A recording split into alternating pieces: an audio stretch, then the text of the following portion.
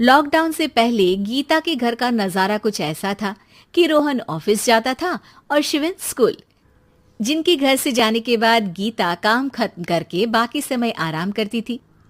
लेकिन लॉकडाउन के बाद ऑफिस और स्कूल घर में ही खुल गए और इससे गीता का हाल वो तो आपको देखने में ही मजा आएगा। शिविन, ओ शिविन, महाराज उठने के लिए क्या 21 तोपों की सलामी लेंगे? अरे बिस्तर से बाहर निकल, ऑनलाइन क्लास स्टार्ट होने वाली है। अरे तुम भी हद करती हो, स्पीकर की तरह चिल्लाने की क्या जरूरत है? दिख नहीं रहा मेरी कॉन्फ्रेंस चल रही है। अब कैमरा और स्पीकर ऑन कर रहा हूं, मुझे कोई शोर नहीं चाहिए।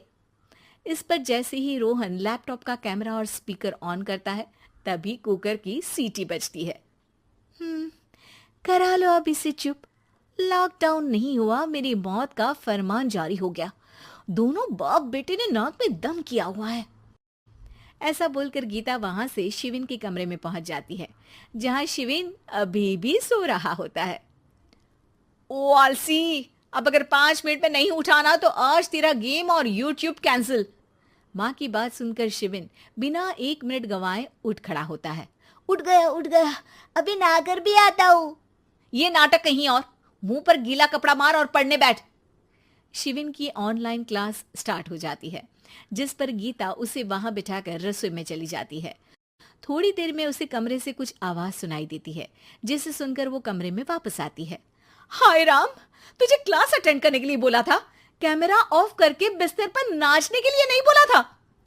मम्मी मुझे कुछ समझ नहीं आ रहा, आप बाद में पढ़ा देना ना, वैसे भी अटेंडेंस तो लगी गई है। हाँ हाँ बेटा, जरूर बन जा। तू अभी से हम सबका बाप बन जा। अरे नहीं मतलब कहाँ से लाते हो इतना दिमाग, और पढ़ाई करते हुए ये चला कहाँ जाता है? नाइस क्वेश्चन, दिमाग से पूछकर बता दूंगा। शिविन की बातों से परेशान होकर गीता उसे मारने के लिए जैसे ही आगे बढ़ती है तभी वो कमरे से बाहर भाग जाता है। अब शिविन आगे आगे और गीता हाथ में चप्पल पकड़े उसके पीछे पीछे पूरे घर में दोनों घूम रहे होते हैं। इसी बीच वो रोहन के पास पहुंच जाता है और शिविन को मारने वाली चप्पल रोहन के लैपटॉप पर जाकर गिरती है। ओए माँ! मम्मी, अब पापा को चप्पल मार रही हो? वो आज तक के रिपोर्टर, चुपचाप जाकर क्लास अटेंड कर ले, नहीं तो अगली तेरे पीछे लगेगी।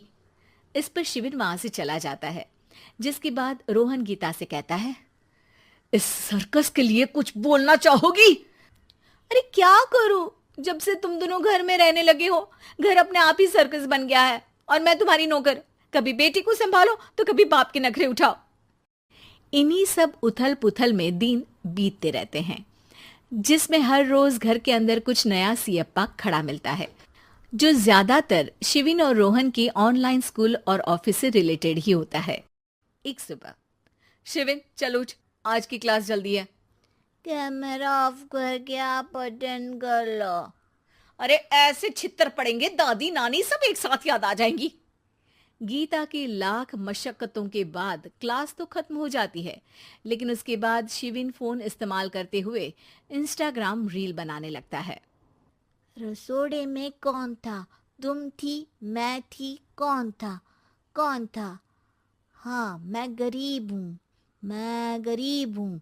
अरे ओ गरीब के बेटे, आजा, मैं बनाती हूँ तुझे गरीब। मैं बताती हूँ रसोड़े में कौन था। पढ़ाई करने बोलो तो इनकी माँ मर जाती है, और ये पागलपंतियां जितनी मर्जी करा लो। गीता शिविन को डांट रही होती है, तभी रोहन बीच में बोल पड़ता है।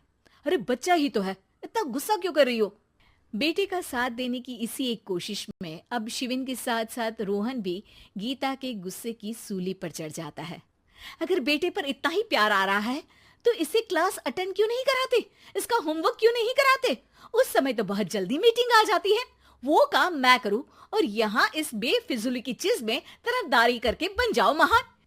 हे भगवान, कोई तो इनके ऑफिस और स्कूल खुलवाओ, मैं इन्हें और घर में नहीं सह सकती।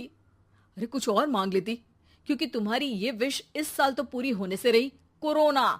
हाय नास बेटे ने जिंदगी ही बर्बाद कर दी। खाए कोई पचाए कोई, कल मुझे चुन चुन कर सबको मेरी बद्दुआ लगेगी। उन्होंने दुनिया का और इन बाप बेटे दोनों ने मेरा जीना मुश्किल कर दिया। गीता वहां से चली जाती है, जिसके बाद रोहन शिविन से कहता है, अरे तुम्हारी मम्मी इतनी भड़की हुई क्यों है? आपकी वजह से पूरा समय घर में रहते हो और उस पर कोई काम कराने की जगह बस ऑर्डर देते रहते हो। अच्छा बेटे, सारा इल्जाम मुझ पर? पूरा दिन तो वो तुम पर ही चिल्लाती है। हाँ, मतलब दोनों का 50-50 है, कुछ करना पड़ेगा। वो कहते ना, make the best out of worst. I have an idea. वैसे तुम्हारी माँ सही कहती है, बहुत जुबान चलाने लगे हो, कम बोला करो। अगली सुबह रोहन और शिवेन अपनी गलती को सुधारने के लिए गीता के उठने से पहले घर का आधा काम खत्म कर देते हैं, जिसे देखकर गीता खुश हो जाती है और फिर बाकी बचा काम वो तीनों मिलकर पूरा कर लेते हैं। जिसके बाद अब वो सब मिल बांट कर हर काम में एक दूसरे की मदद करते हुए लॉकडाउन का मजा लेने लगते हैं।